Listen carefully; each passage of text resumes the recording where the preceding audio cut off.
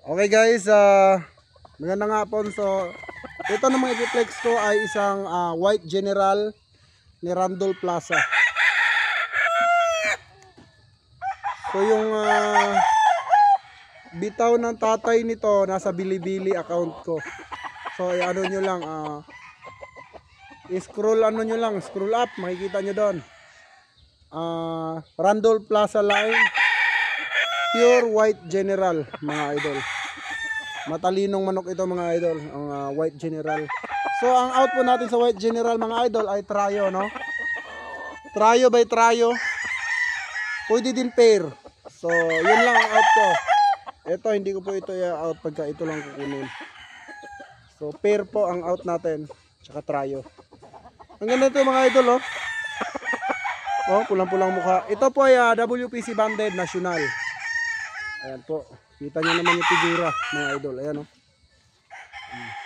Gandang panimula. So yung tatay nito napunta sa Cebu City. Yung tatay nito.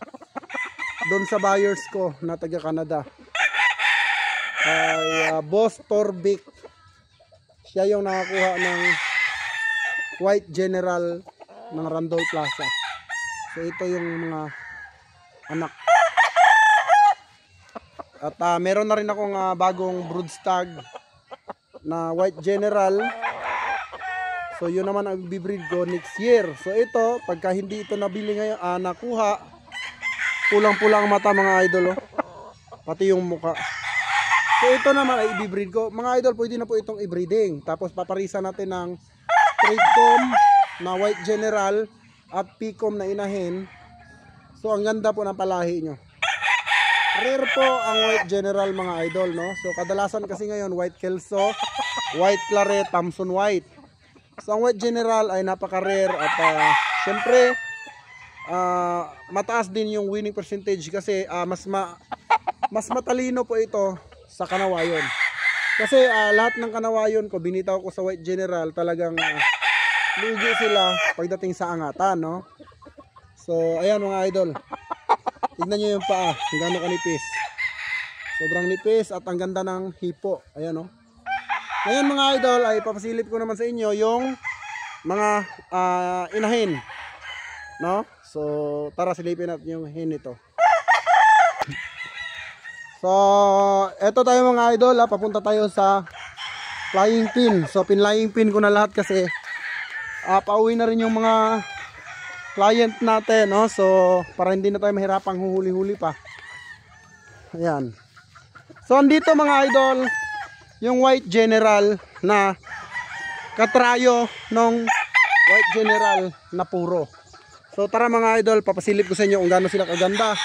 At napaka-rare talaga nito, lalong-lalo na kung ikaw ay breeders. So mostly sa mga puti, nangunguna kasi yung White Kelso. So yung White General talaga is napaka-rare. Pero grabe yung galaw nun. Tapos matalinong manok, no? At ang kagandahan nun ay talagang puro angat ang White General ng Randall Plaza. So tara, mga idol, huwag natin patagalin. Pasilip ko muna sa inyo yung straight comb bago yung P-comb. So Trio, idol, super affordable. So tara, let's go. So ayan, mga idol, ikot tayo para hindi tayo against the light. Ayan. Mga idol, ito yung kulit na P-comb. Ang ganda, mga idol, ready to breed na talaga, umiitlog na sa patuka. So di ba? Ang ganda ng breeding nyo kung kayo ay magsisimula sa tama. Huwag na kayo doon sa maling daan, sa maling landas. Kita nyo, sa manok pa lang makikita nyo na kung gaano ang quality. Yung paa, mga idol, gaano kanipis. Ayan, hindi po ito White Kelso, mga idol. Ito po ay White General. Okay? Ayan po. Gaano kaganda. Kung ito ang i-breeding mo, bilang ka lang ng isang taon, ang dami mo ng White General. Diba? Parang ano lang yan, mga idol ba? Mindset ba? Mindset ba? Bibili ka ng isang gamit na hindi naman dumadami, or bibili ka ng isang gamit na lumuluma or nasisira. Bili mo na lang ng manok after 1 year, may sarili ka ng negosyo. Dahil mga idol, ito sinasabi ko sa inyo, pag kayo nag-aalaga ng manok at sinamahan nyo ng negosyo, malay mo, andito pala yung kapalaran mo, andito pala yung swerte mo sa pagmamanok. Kasi ako, ang dami kong pinasukang trabaho, wala akong swerte. Ngayon, nung nagmanok ako, nung nag-breed ako ng magagandang manok, pumasok yung swerte. So malay mo idol, masaya ka na, kumikita ka pa. Diba? All you have to do is ipaglaban mo lang yung passion mo, no?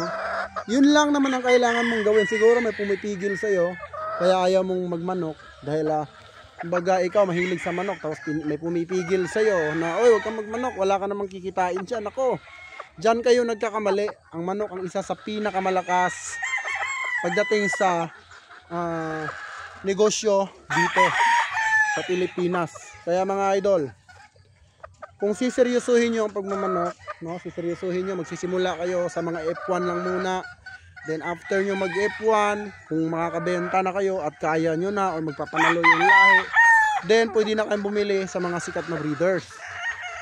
So ito pala mga idol, yung ating F1. Tignan nyo yung gano'n ka liit ang ulo. Diba? Mga idol, ang White General, isa din sa pinakamagagaling na mga puti, no? At isa sa pinakamatalinong manok. Kasi ito, binitaw ko sa mga kanawayan ko, talagang lamang sila sa angatan, pero sa diskarte almost parehas lang sila. Pero ako kasi nakasaksi, kasi binangga ko yung authentic laban sa authentic, so lumalamang yung White General. Nakakabawi lang talaga yung kanawayan. Okay, so ayan mga idol, ito White General. Then pasilip ko pa yung straight comb naman na White General, kung saan kayo na mismo yung magpapadami. Alright, so isipin nyo na lang mga idol, meron kang ganitong farm, ganito, ayan, ganyan yung farm mo, ayan, ganyan, puro White General ang nakatali dyan, puro puti. Tapos meron kang buyer, sa tingin mo hindi ka bibilhan, diba? Kung white lover yung buyer mo, nakikita yung manok mo, ang liliit ng ulo, ang ninipis ng balahibo, ang gaganda ng katawan, sa tingin nyo hindi bibili. Kalokohan ang hindi bibili. So tara, let's go naman para sa ibang kabanata. Mga idol, ito naman yung straight comb.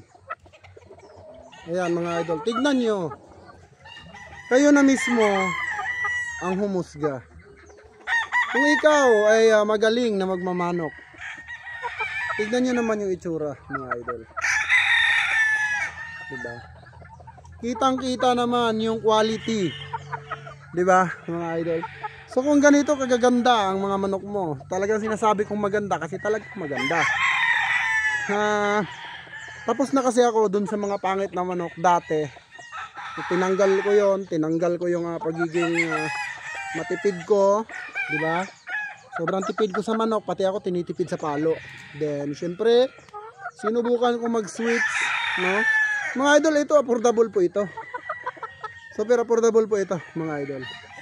Kumbaga, alam nyo, para sa amin bilang isang breeders, ako bilang isang breeders, hindi naman sa pagyayabang, pero ito po ay, kumbaga ang price po nito ay barya lang po dun sa magulang nito mga idol.